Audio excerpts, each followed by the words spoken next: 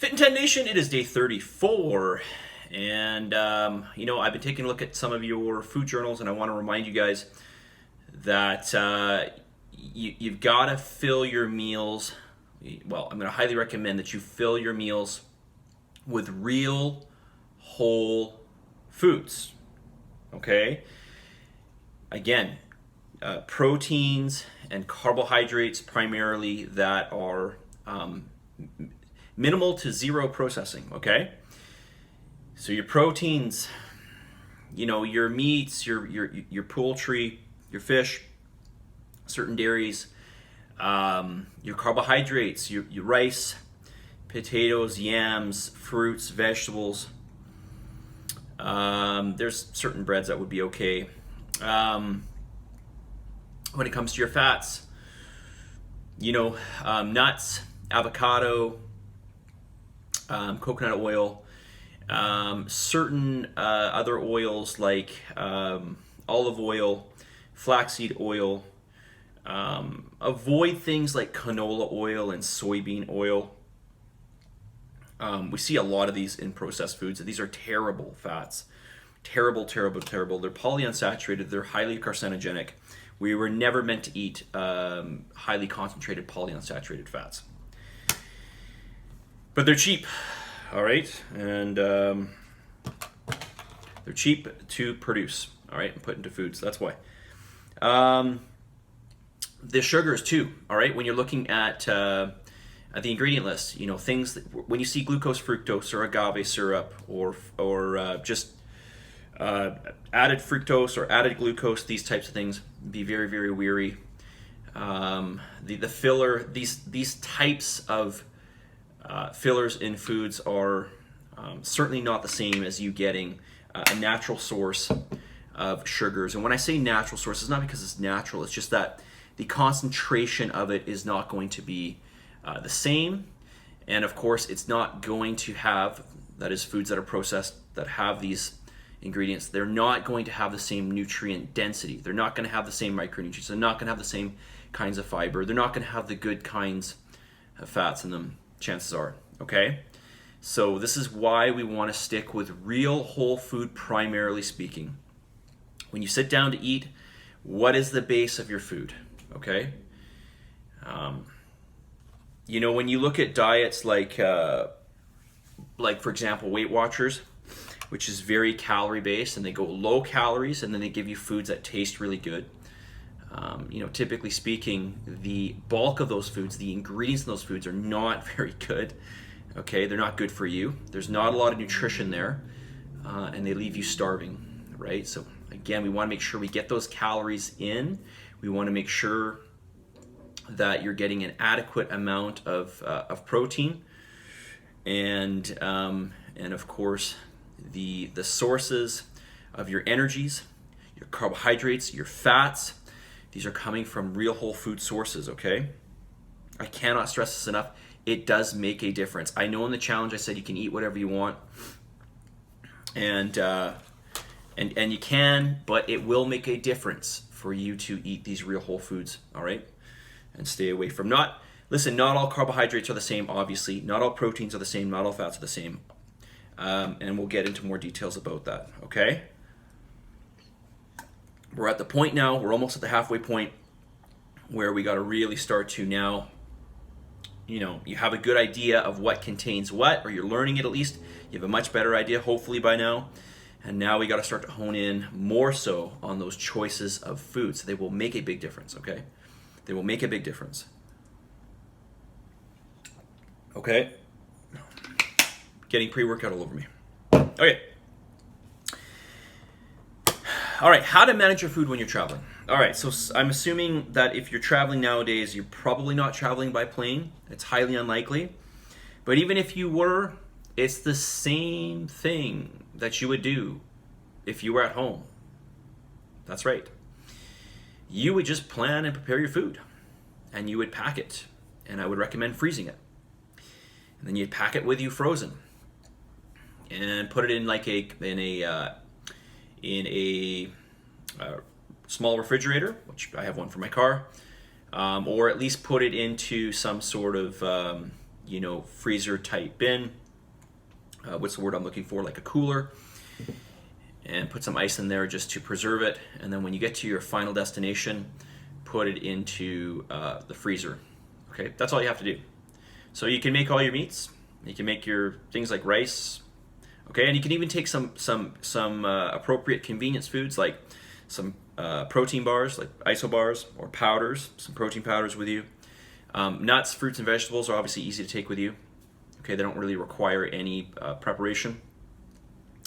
And then, things like yogurt and cottage cheese, those are very easy to take with you, okay?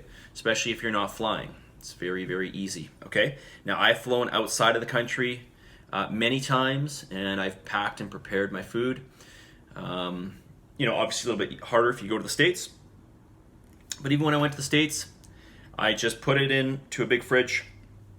I sealed the fridge. They asked me what was in it. I told them, I explained why I was taking it with me. And it got to my destination, no problem, okay? Where there is a will, there is a way. Where there is a will, there is a way. You can make it happen, okay? It's no different if you're traveling. All right. I'm going to read some notes here. Name something specific you need help with. Struggling with eating too much carbs. I love grapes and fruits in general, but they are high in carbs. Yeah, you got to really, really be careful with this. That's all I can say. But you can look for foods that are lower in carbohydrates, okay? Like berries are a very good example. Like if you look at strawberries in particular, they're really, really low in carbs, okay? If you're eating like banana is very carb dense, all right? So try to pick those fruits that are less carb dense.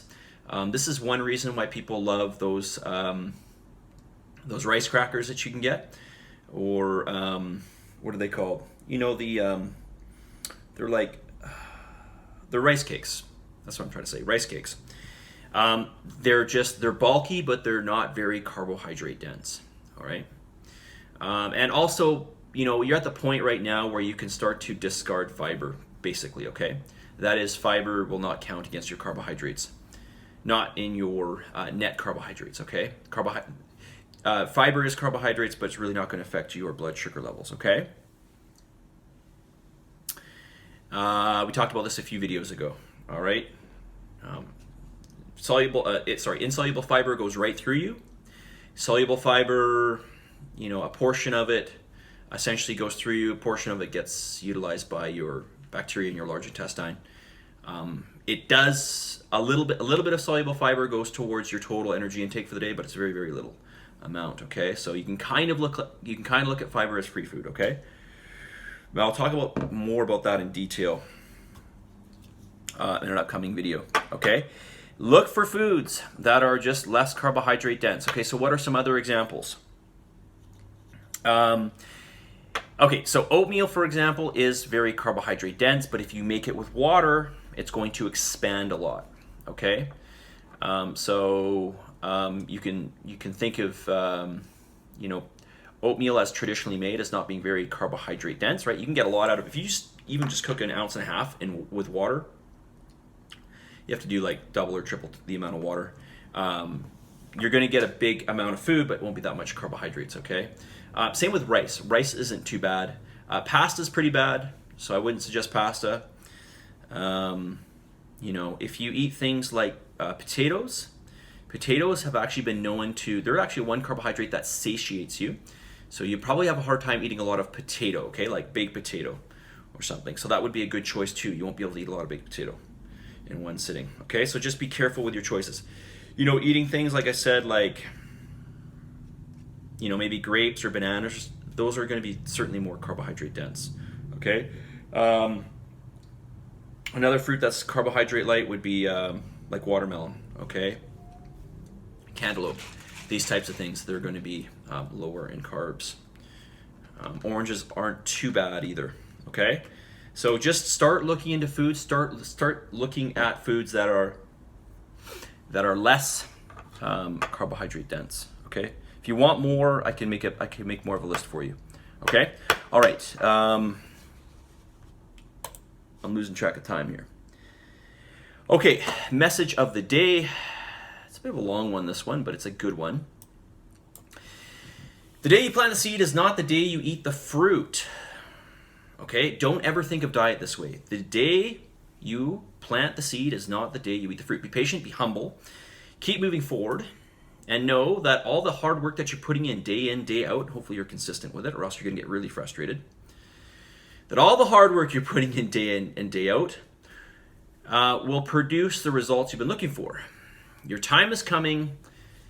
Do not, what? Do not give up, right? Of course, this is the week of quitting, or the week that you will not quit. So do not give up, all right? Especially with the style of diet that I have you do, don't expect an immediate exchange. Expect an investment there for a bigger future change, okay? But you gotta trust the process. I cannot stress this enough. You've got to just trust the process that I put out here in front of you. Believe me, it would be super easy for me just to give you ultra low calories and see the weight just drop off you right away. But believe me, when I say this, it's not in your interest. It's not your long-term interest. Trust me, okay? Real whole food. Make sure you get all your calories in. And more importantly, those macros in the ratios that I have sent to you, okay? Positive energy, positive vibes, believe in yourself for the love of God, for love of humanity. Believe in yourself, and I'll talk to you all very soon. Trust the process. Just trust me and trust the process. See you guys.